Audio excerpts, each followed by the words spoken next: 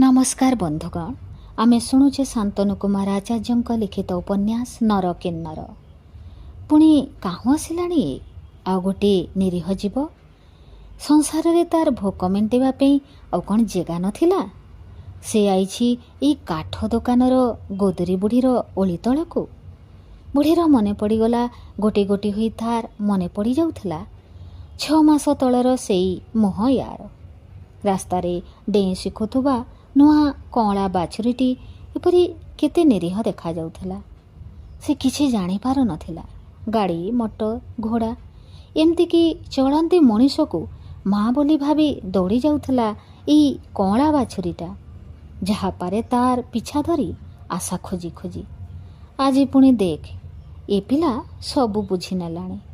एते बेगी बुझी नेला जेते लुचेले भी लुचि रहिला नहीं संसारटा या आखिरी। बुढ़ीर मन कथा बुझी पारला नहीं जर्ज। बुझिबाको चेष्टा मध्य से कला नहीं आदो। कौन कहिबो कहिबो बोली किछि कहि न पारी जर्ज खाली बल बल करी अनेइला बुढ़ीर मुहको। टोकाटार मन कथा सबू बुझी पारथिले मध्य बुढ़ी तुनी हो जाइथिला ओ आगे आगे चालुथला से गली घर भितर देई क्याबिन आड़को। पछे पछे मंत्रमुग्ध परी अनुसरण कला जर्ज। बुढ़ीर हाथरू खंडे पिठा आउ चाहा गिलासटी नहीं जर्ज क्याबिन गोटे कणरे पड़िथिबा खंडीए टूल उपरे बसी पड़ला ओ तापरे बोकांक भली से चाहि रहिला केवल बुढ़ीर मुहको। जेते पिलाटीए हेले भी जर्जर सेई चाहणी बुढ़ी को अस्तव्यस्त करि पकेला। किंतु किछि कहिला नहीं बुढ़ी। सापटे भली से केवल खसीगला तार अंधारिया गात भितर को क्याबिन गली कबाट भितर दे। बुढ़ीर गतिपथ को अनै अनै जर्ज पिठा चोबे चलला ओ मझिरे मझिरे ढोके ढोके चाहा मध्य सेथिरे जोग करुथला। धीरे धीरे जर्जर दृष्टि निज आड़कू बुलीगला। विस्मित होई से निज देहर विभिन्न अवयव को अपलक दृष्टि अनेक समय जाए अनाई रहिला। हठात ता देहर प्रत्येक रूम टांकुरी उठिला ओ तत्क्षणात से अनुभव कला सृष्टि रे से मध्य जणे होई उठिछि। वीर सामल, कामाया, राम सिंह, चरण राव एपरिकी दलपति नजीर मिया बुढ़ार समकक्ष होला भली से मध्य जणे होई जाइछि। एथि मध्यरी सेदिन संध्याटी बेस लागुथाए। पागटा भी सेमती सुहाई थाए। झिपिझिपिया वर्षा असराए दिन 4टा 4:30 बेले होई जिबारु गरम गुळुगुळी टिके कमी जाइथाए। मेघ वर्षा छाड़ी जाइथाए हेले आकाशरू मेघ उड़ी जाई न थाए। बेस गुम करी रखी थाए। आगर रास्ता आर पाख कविराज दुकानटा बंद थाए। बोध हुए कविराज बुढ़ा वर्षा को देखी अटकी जाइछि घरे। तेणु दुकान आज अंधार।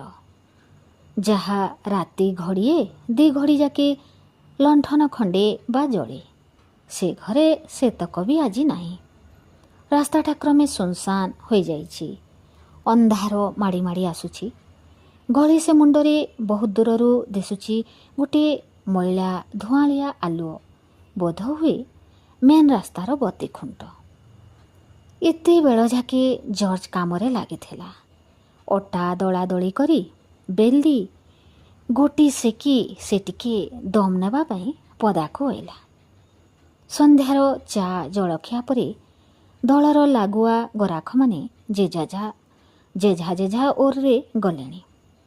रातिरे खाइला बालांक भितरू नजीर मिया बुढ़ा कही जाइथाए जे से आसीबो खाइबाकू राति 10टा बेलकू।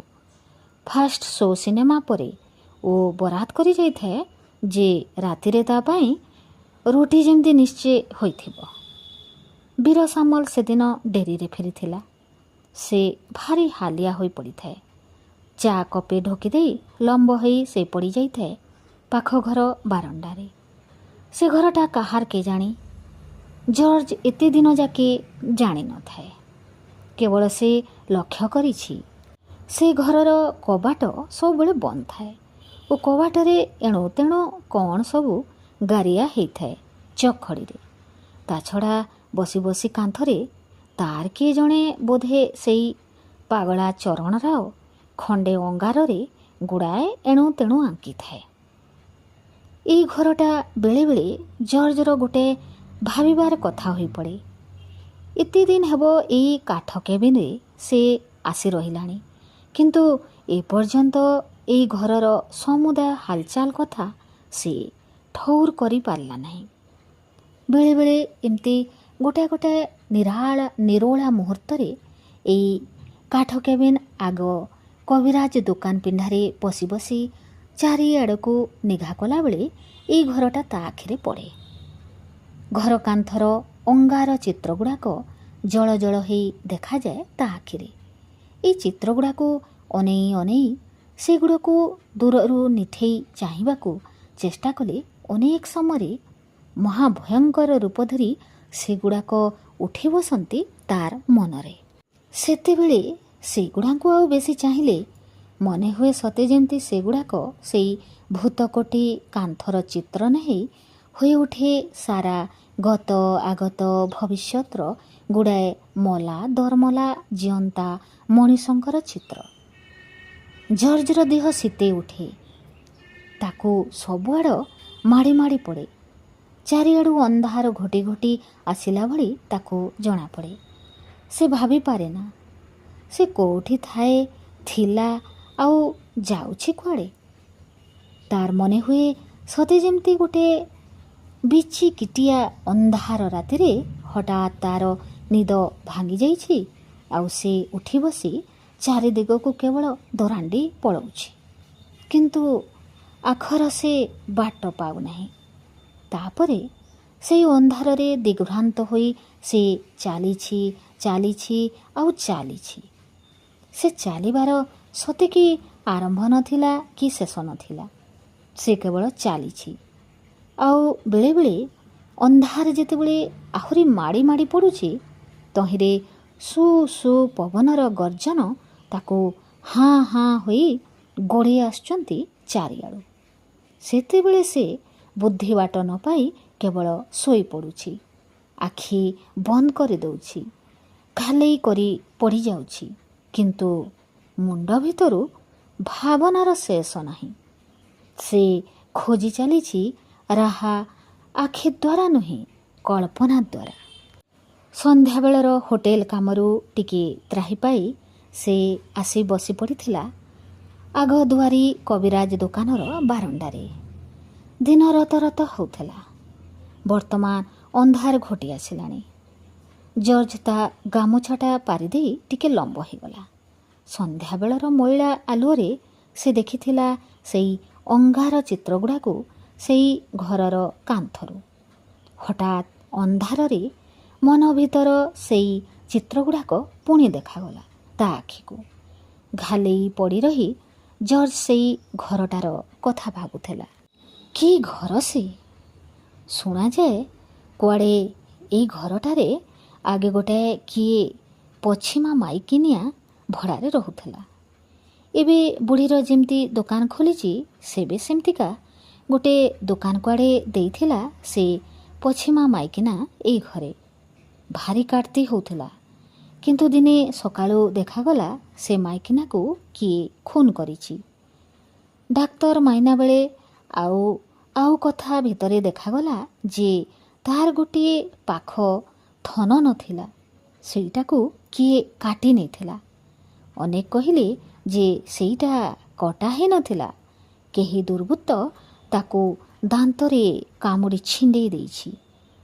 ସେଇ କଥାରୁ ଖୋଳତାଡ଼ କରି ପୁଲିସ ଯେତେବେଳେ ଏଇ ଚରଣ ରାଓକୁ ଗିରଫ କରି ହାଜତକୁ ନେଲା, ଚରଣ ରାଓର ସେତେବେଳେ ବିସ୍କୁଟ ବେପାର ଥିଲା। ସେତେବେଳେ ସେ ବାୟା ହେଇନଥିଲା। ବେଳେବେଳେ ସେ ଏଇ ଗଳିକୁ ଆସୁଥିଲା ବିସ୍କୁଟ ବିକ୍ରି କରିବା ପାଇଁ। ଚରଣ ରାଓକୁ 10 ବରଷ ସଜା ହେଲା। ସେଇ ସଜା ବେଳେ ଜାଣ ଚରଣ ରାଓର ମୁଣ୍ଡ ବିଗିଡ଼ା ଆରମ୍ଭ ହୋଇଥିଲା। କାମାୟା କହେ କୁଆଡ଼େ ଚରଣ ରାଓ ସେଇ ପଛିମା ମାଇକିନାର ଥନଟାକୁ ଏପର୍ଯ୍ୟନ୍ତ ପାଖରେ ରଖିଛି। ତାକୁ ସେ କେଉଁଠି ଲୁଚେଇ ରଖିଥିଲା ଜେଲରୁ ମୁକୁଳିଲା ବାଦ ତାକୁ ବାହାର କଲା। କାମାୟା କହେ କୁଆଡ଼େ ସେଇଟାକୁ ସବୁବେଳେ ଚରଣରାଓ ରଖିଥାଏ ତା ପାଖରେ। ଏବେ ବି କୁଆଡ଼େ ଅଛି ସେଇଟା ତା ପାଖରେ। ଜର୍ଜର ଦେହ ବୁଲେଇ ଆସେ। ସେ କଥା ଭୁଲି ଆଉ କିଛି କଥା ଭାବିବାକୁ ଚେଷ୍ଟା କରେ, କିନ୍ତୁ ପାରେ ନା। କାମାୟା ତା ମୁଣ୍ଡରେ ଆହୁରି ଅନେକ କଥା ପୂରେଇଥାଏ ଏଇ ପାଗଳା ଚରଣରାଓ ବିଷୟରେ। କାମାୟା କଥାଟା ସେଇ 14-15 ବର୍ଷର ପିଲାକୁ କେମିତି ଲାଗେ। ସେ ବିଶ୍ୱାସ କରିପାରେ ନା, ପୁଣି ନ କରିବ ବି କାହିଁକି? କାମାୟା କହେ ଚରଣରାଓ ଏବେ ବି ସେଇ ଶୁକୁଟା ତମକୁ ତା ପାଖରେ ରଖିଛି ଓ ଅଧରାତିରେ ସେ ତାକୁ ବାହାର କରେ। ଶୁକୁଟା ଚମକୁ ତା ପାଖରେ ରଖିଛି ଓ ଅଧରାତିରେ ସେ ତାକୁ ବାହାର କରେ। ଅଧରାତିରେ? ଭୟ ବିହ୍ୱଳ ହେଇ ଜର୍ଜ ପଚାରେ। ହଁ ଅଧରାତିରେ। ନିଶା ଗର୍ଜୁଥିବା ଶ୍ମଶାନ ଚଣ୍ଡୀ ମଶାଇ ନଗେଇ ଯେତେବେଳେ ବୁଲି ବାହାରନ୍ତି। କାମାୟା ବଡ଼ ବଡ଼ ଆଖି କରି କହେ। ତାପରେ କ'ଣ ହୁଏ କାମାୟା? ପିଲାଟା ସଂସାରର ଜଟିଳତାକୁ ପ୍ରଶ୍ନ ନ କରି କେବଳ କଥା ନହସରେ ପ୍ରଶ୍ନ ପଚାରେ। କାମାୟା ତାର ସବୁତକ କଥା ଟୋକାଟାର ମୁଣ୍ଡରେ ପୁରାଏ। ତୁ ଜାଣିନୁ ପିଲା ଲୋକ, ମାଇକିନିଆ ଜିନିଷ କ'ଣ ତୁ ଜାଣିନୁ? ସେ ଜିନିଷ କେମିତି ମଣିଷକୁ ପାଗଳ କରିଦିଏ ତୁ ବୁଝିପାରିବୁ ନାହିଁ ଏଇଲେ। ଆଉ ଟିକେ ବଡ଼ ହ, ବଳେ ଜାଣିବୁ। ଜର୍ଜର ସରଳ ମନର ଭୋକକୁ ଆହୁରି ଜାକ୍ତିଆର କରି ରିକ୍ସାବାଲା କାମାୟା କହି ଚାଲେ। ସେ ପଛିମା ମାଇକାନାଟା ଭାରି ସୁନ୍ଦରୀ ଥିଲା, ଭାରି ତାରିଫ ଜିନିଷ ଖଣ୍ଡେ ଥିଲା ସେ। ଚରଣରାଓ ନଇଲେ ଆଉ କାହିଁ ଏ କାମ କରିଥାନ୍ତା? ଚରଣରାଓ ତାକୁ ସିନା ଜୀବନରୁ ମାରିଦେଇଛି, ହେଲେ ସେ ମାଇକିନିଆ ମରି ନାହିଁ। ସେ ଏବେ ବି ବଞ୍ଚିଛି। ରାତି ଅଧରେ ନିଶା ଗର୍ଜୁଥିବା ବେଳେ ତୁ କାନ ଦେଇ ଶୁଣିବୁ କେମିତି ରୁଣୁଝୁଣୁ ହେଇ ଶବ୍ଦ ହେଉଥିବ ଏଇ ଘରେ। ଆଉ ପାଗଳା ଚରଣରାଓ ଖାଲି ନାଚୁଥିବ ନଙ୍ଗଳା ହେଇ। ରାତି ଅଧରେ ଉଠିକରି ଆ ଦେଖିବୁ ଚରଣରାଓ କେମିତି ସେ ପଛିମା ମାଇକିନାକୁ ଭୋଗ କରୁଛି। ଆ ଦେଖିବୁ ସେ କ'ଣ କରେ ଜାଣିଛୁ? ହେଇଠି ଚାହିଁଲୁ, ସେ ଯେଉଁ ଶୁଖିଲା ଚମଖଣ୍ଡକୁ ସେ ଏପର୍ଯ୍ୟନ୍ତ ତା ପାଖରେ ରଖିଛି, ସେଇଆକୁ ବାହାର କରି ସେ କ'ଣ କିମିଆ କରେ। ଦିବ୍ୟ ସୁନ୍ଦର ସ୍ତ୍ରୀ ବାହାରେ ସେଇ ଶୁକୁଟା ଚମ ଭିତରୁ, ଆଉ ବାହାର କରି ସେ ନାଚେ। ଚରଣରାଓ କିଛି କମି ମଣିଷ ନୁହେଁ। ଜର୍ଜର ଆଖି ବଡ଼ ବଡ଼ ହୋଇଯାଏ। ତାର ରୁମ ଟାଙ୍କୁରି ଉଠେ। ସେ ଥରୁଥାଏ, କିନ୍ତୁ ବେଳେବେଳେ ପିଲାଟାର ବିଶ୍ୱାସ ହୁଏ ନାହିଁ। କାମାଟା ଭାରି ଗାଲୁଆଟାଏ ବୋଲି ତାକୁ ନଜିରମିଆ କହିଥାଏ। ସାହସ କରି ଜର୍ଜ ପଚାରେ, ଆଚ୍ଛା ମଣିଷ ମାଂସ କ'ଣ ଏତେ ଦିନ ଧରି ପଚି ସଢ଼ି ନ ଯାଇ ରହିଥାଏ? କାମାୟାକୁ ଏକଥା କହିଲେ କାମାୟା ଭୁରୁଡ଼ ମାରିବାକୁ ଚେଷ୍ଟା କରେ। ଜର୍ଜ ବୁଝେ, ପୁଣି ବୁଝେ ନା। ସେ କାହିଁକି ଅବିଶ୍ୱାସ କରିବ? ସେ କାହିଁକି ବା ତା ରୁମଗୁଡ଼ିକୁ ଟାଙ୍କୁରିବାକୁ ନ ଦେବ? କାହିଁକି ସେ ତାର ମନର ଉଷୁମ ଭାଙ୍ଗିବ? ବିନା ଦ୍ୱିଧା ବିନା ସନ୍ଦେହରେ ସବୁ କଥା ଦେଖିବା ଆଉ ଶୁଣିବାର ବୟସ ଏ। ସେ ଦେଖିଯାଏ, ଶୁଣିଯାଏ, ଆଉ ସବୁ କିଛି ଅନୁଭବ କରିନେବାର ବ୍ୟାକୁଳତାରୁ ନିଜକୁ ବଞ୍ଚିତ କରିବାକୁ ଚେଷ୍ଟା କରେ ନା ସେ। ଜର୍ଜର ପ୍ରଶ୍ନର ଉତ୍ତର ଦେଇ କାମାୟା କହେ, ଆବେ ତୁ ବେକୁ କିଛି ବୁଝିପାରିବୁନି। ଏଡ଼େ ଟିକେ ଛୁଆ ତୁ। ଗାଲ ଚିପି ଦେଲେ ଏବେ ବି ଦୁଧ ନିକିଲି ପଡ଼ିବ ତୋଠୁ। ତୁ କ'ଣ ବୁଝିବୁ? ଏତେ ଖୋଳେଇ ହେଉଛୁ। ଚରଣରାଓ ଭାରି ଓସ୍ତାଦ, ତା ପାଖରେ ବହୁ ଇଲମ ରହିଛି। କିଏ କହିଲା ବେ ତୋତେ ମଲା ମଣିଷ ମାଂସ ପଚି ସଢ଼ିଯାଏ? ଏ କ'ଣ ଛେଳି ମାଂସ ହେଇଛି? ଏ ଖୋଦ ମଣିଷ ମାଂସଟି। ଏ ମାଂସ ମରେ ନାହିଁ। ଯିଏ ତା ଇଲମ ଜାଣେ ସେ ତାକୁ କାମରେ ଲଗାଏ। ମଲା ମଣିଷକୁ ବଞ୍ଚେଇ ଦେବା ପାବାର ଅଛି ଚରଣରାଓ ହାତରେ। ନଇଲେ ସେ ମାଇଲା କାହିଁକି ସେ ପଛିମା ମାଇକିନାକୁ? ସେ କଥା ଯଦି ମନକୁ ନ ଆସିଛି, ତାହେଲେ ଯା ସେ ପାଗଳା ପାଖକୁ, ନିଜ ଆଖିରେ ଦେଖି ଆସିବୁ। ଏକ ଥୋପିରେ ତୋ ଜୀବନ ନେବ ଆଉ ଫେଣି ବଞ୍ଚେଇ ଦେଇକିନା ତୋତେ ସେ ମାଇକିନା ସାଙ୍ଗରେ ସେଇ ଘରେ ରଖିଦେବ। ଯା ଦେଖ ଯା। କାମାୟା ଚିଡ଼ିଯାଏ ଟୋକାଟା ଉପରେ। ମଲା ମଣିଷକୁ ପାଗଳା ଚରଣ ରାଓ ଜିଆଇ ଦେଇପାରେ? ଏକଥା ଭଲ କରି ଭାବିଲା ବେଳକୁ ଜର୍ଜର ଦେହ କ'ଣ ହେଇଯାଏ। ଚରଣ ରାଓକୁ ଦେଖିଲେ ଜର୍ଜର ଭାରି ଭୟ ହୁଏ। ସେଥିପାଇଁ ସେ ତା ପାଖ ଭୁଲରେ ବି ମାଡ଼େନା। କିନ୍ତୁ ଆଜି ଚରଣ ରାଓ ପ୍ରତି ଜର୍ଜର ଗୋଟେ କେମିତିକା ଭାବ ଜାତ ହୁଏ। ସେଥିରେ ଭୟ ଯେତିକି ଥାଏ, ଆଶ୍ଚର୍ଯ୍ୟ ଆଉ ଗୋଟେ ପ୍ରକାର କିମ୍ଭୂତ ଭକ୍ତିଭାବ ମଧ୍ୟ ସେଥିରେ ମିଶିଥାଏ। ଜର୍ଜ ଭାବେ, ଜୀବନ ମରଣର ଚାବି ଅଛି ଏଇ ଲୋକଟା ହାତରେ। କେଡ଼େ ବଡ଼ ଶକ୍ତିଶାଳୀ ମଣିଷ ନୁହେଁ? ମଲା ମଣିଷକୁ ବଞ୍ଚେଇ ଦିଏ। ମଲା ମଣିଷ କ'ଣ ତାହେଲେ ଜିଇଁ ପାରିବ? ଯଦି ମଲା ମଣିଷ ଜିଇଁ ପାରିବ, ତାହେଲେ ମାଟି ଗୋଡ଼ି ପଥର ଏଗୁଡ଼ାକୁ କ'ଣ ଜିଆଇ ହେବ ନାହିଁ? ମନେ କର, ସେମାନେ ସମସ୍ତେ ଜିଇଁଯିବେ। ଦିନେ ତ ସେମାନେ ନିଶ୍ଚୟ ଜିଅନ୍ତା ଥିବେ। ସେମାନେ କ'ଣ ଆମରି ଭଳି କଥାବାର୍ତ୍ତା କରୁଥିଲେ ତାଙ୍କ ଜିଇଁଥିବା ବେଳେ? ଏବେ କ'ଣ ଚେଷ୍ଟା କଲେ ସେମାନେ କହିପାରିବେ ନାହିଁ? କିନ୍ତୁ ଜର୍ଜର ସମସ୍ତ ଖିଆଲକୁ ପୁଣି ନଷ୍ଟ କରିଦିଏ ବୀର ସାମଲ। ଚରଣ ରାଓ କଥାକୁ ଆଉ ପ୍ରକାରେ ବାଗେଇ କରି କହେ ବୀର ସାମଲ। ସେ କହେ ଯେ କୁଆଡ଼େ ସେଇ ପଛିମା ମାଇକିନାକୁ ଆଉ କିଏ ମାରିଥିଲା? ଚରଣ ରାଓ ନୁହେଁ। ବିଚରା ଚରଣ ରାଓ ନିର୍ଦ୍ଦୋଷ। ସେ ତାକୁ ବିସ୍କୁଟ ବିକ୍ରି କରିଥିଲା ସେଦିନ, କିନ୍ତୁ ତାକୁ ଚରଣ ରାଓ ମାରି ନାହିଁ। ସେ କିଆଁ ମାରନ୍ତା ତାକୁ? ଯିଏ ଯାହାକୁ ଭଲ ପାଏ ତାକୁ କ'ଣ ସେ ମାରେ? ମନେକର, ନଜିର ମିଆଁକୁ ବୁଢ଼ୀ ଭଲ ପାଉଛି। ସେ କ'ଣ ତାକୁ ଜୀବନରୁ ମାରି ପକାଉଛି? ଚରଣ ରାଓଠୁ ବିସ୍କୁଟ ନେବା ପାଇଁ ସେ ପଛିମା ମାଇକିନାର ଭାରି ସରାଗ ଥାଏ। ସେତେବେଳେ ଚରଣ ରାଓ ଭଳିଆ ମଣିଷ ଗୋଟାଏ ଏ ସହରରେ ନଥିଲା। ଏବେ ମଧ୍ୟ ତାହାର କମ୍ତି ଜୋର ନାହିଁ। ଚରଣ ରାଓର ଜୋର ବିଷୟରେ ଜର୍ଜର ଧାରଣା ଥାଏ। ବୀର ସାମଲ କଥାକୁ ଜର୍ଜ ଅବିଶ୍ୱାସ କରେ ନାହିଁ। ସେଦିନର କଥା ମନେ ଥିବା ଯାକେ ଜର୍ଜ ଚରଣ ରାଓକୁ ଚିହ୍ନିଥିବ। ଦିନେ ଗେଲରେ ଚରଣ ରାଓ ଧରି ପକାଇଥିଲା ଜର୍ଜର ଗୋଟେ ବାହାକୁ। ଓହୋ, କି ପଞ୍ଝା ସେ ଲୋକଟାର! ହାତର ଶିରା ଗୁଡ଼ାକ ଦୁହି ହେଇଗଲା ଭଳି ଜଣାଗଲା ଜର୍ଜକୁ। ବିକଳରେ ସେ ପାଟିଟାଏ କରି ପକାଇଲା। ସେଇ ପାଟିରେ ଡରିଯାଇ ବା ଯାହା ହଉ ଚରଣ ରାଓ ତାକୁ ମୁକୁଳେଇ ଦେଲା। ନଇଲେ କ'ଣ ସେ କରିଥାନ୍ତା କେଜାଣି ସେ ପାଗଳଟା? ଜୀବନରୁ ମାରି ପକାଇଥାନ୍ତା କି କ'ଣ? ହଁ, ତାର କ'ଣ ଅଛି? ଜୀବନ ମରଣ ତ ତା ପାଖେ ସମାନ। କାମାୟା ବୋଧହୁଏ ସତ କଥା କହେ। ନିଶ୍ଚୟ ଏ ପାଗଳା ସେ ପଛିମା ମାଇକିନାକୁ ମାରିଛି। ଚରଣ ରାଓ ଯାହାକୁ ଭଲ ପାଏ, ଯାହାକୁ ଗେଲ କରେ, ତାକୁ ଏମିତି ଜୋରରେ ଧରି ପକାଏ। ବୋଧେ ସେ ଜାଣିପାରେ ନା ଅନ୍ୟ ଲୋକଙ୍କର ଦେହ ଅଛି ବୋଲି, ଅନ୍ୟ ଲୋକଙ୍କ ଦେହକୁ କାଟେ ବୋଲି।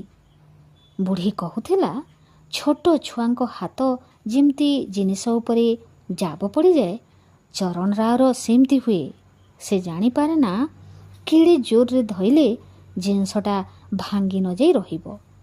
ଏ ଚରଣ ରାଓଟା ଗୋଟେ ରାକ୍ଷାସ। ସେ ମଣିଷ ନୁହେଁ, ବାଘ ସିଂହ କିମ୍ବା ଗୋଟେ ରାକ୍ଷାସ। ଭାରି କିମିଆ ତାକୁ ଜଣା। ବୀର ସାମଲ କିଛି ବୁଝି ନାହିଁ ଏଇ ଚରଣ ରାଓକୁ।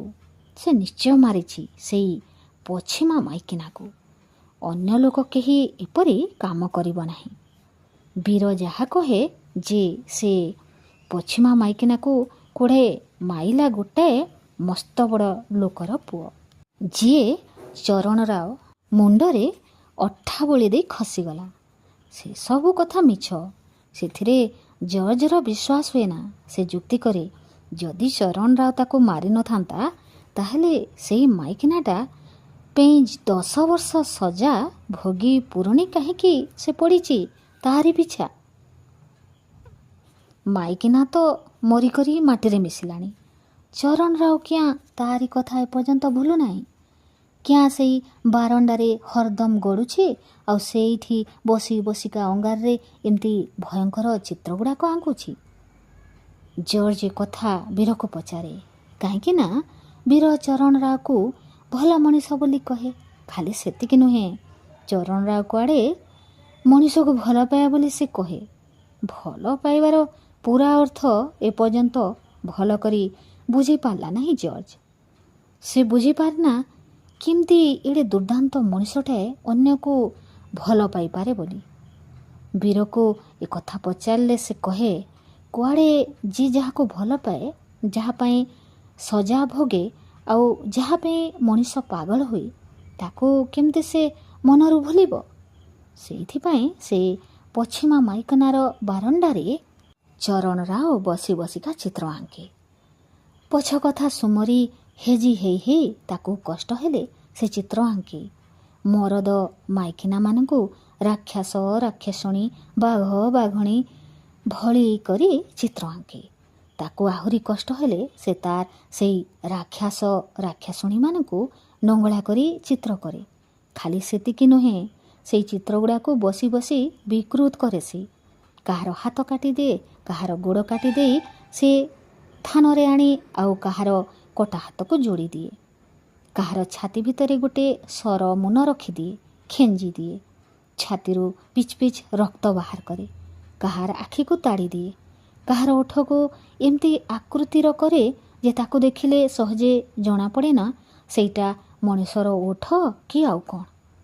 ସ୍ତ୍ରୀ ଲୋକ ଗୁଡ଼ାଙ୍କର ଚିତ୍ରକୁ ବିଭତ୍ସ କରିବାରେ ଚରଣ ରାଓର ହାତ ଭାରି ଖଜବଜ ହୁଏ। ଗୋଟାଏ ଗୋଟାଏ ସ୍ତ୍ରୀ ଲୋକଙ୍କୁ ସେ ନାନା ପ୍ରକାରେ ବିକୃତ କରିଥାଏ। ସେମାନଙ୍କର ଗୋଡ଼ ଦୁଇଟାକୁ ସେ ଖୁବ୍ ମୋଟା ମୋଟା ଆଉ ତାଳ ଗଛ ଭଳି ଡେଙ୍ଗା ଡେଙ୍ଗା କରେ। ଗୋଡ଼ ଦୁଇଟା ମଣିଷର ଗୋଡ଼ ଭଳି ଦେଖାଯାଏ ନା, ଜଣାଯାଏ ଯେମିତି ଗୋରୁ ଗାଈଙ୍କର ଗୋଡ଼ ଆସି ମଣିଷ ଦେହରେ ଖଞ୍ଜା ଯାଇଛି। ହାତ ଦୁଇଟାକୁ ସେ ସାପ ଭଳି ଚିତ୍ର କରେ। ସେଗୁଡ଼ିକ ମୋଡ଼ି ମୋଡ଼ି ହୋଇ ଲମ୍ବି ଲମ୍ବି ବହୁ ଦୂର ବାଟରେ ଯାଇଥାନ୍ତି। ଦେହଟାକୁ ସେ ଗୋଟେ ମସ୍ତ ବଡ଼ ଗଛର ଗଣ୍ଡି ଭଳି କରିଥାଏ। ସେ ଗଣ୍ଡି ଉପରେ ମଣିଷ ମୁଣ୍ଡଟି ଖଞ୍ଜା ହୋଇଥାଏ।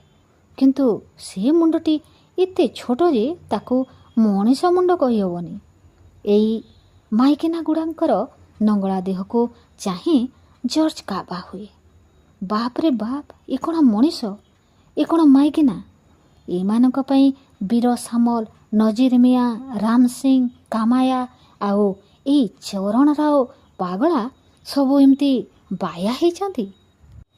ଇସ୍, ଜର୍ଜର ଦେହ ବୁଲେଇଯାଏ। ସେ ଆଉ ସେ ଚିତ୍ର ବିଷୟରେ ଚିନ୍ତା କରିପାରେ ନାହିଁ। ତାକୁ ଡର ମାଡ଼େ। ବୀର ଯାହା କିଛି ଚରଣ ରାଓ ସପକ୍ଷରେ କହୁଥାଏ ପଛେ, ଜର୍ଜ ଚରଣ ରାଓକୁ ପ୍ରାଣରେ ଭୟ କରେ। ଅବଶ୍ୟ ସେ କାମାୟା କଥା ସତ କି ନାହିଁ ଠିକ୍ କହିପାରେ ନା, କିନ୍ତୁ ଚରଣ ରାଓର ସେଇ ଖରାପ ଗୋଇଠା ଜର୍ଜକୁ ତ୍ରସ୍ତ କରିଦେଇଛି।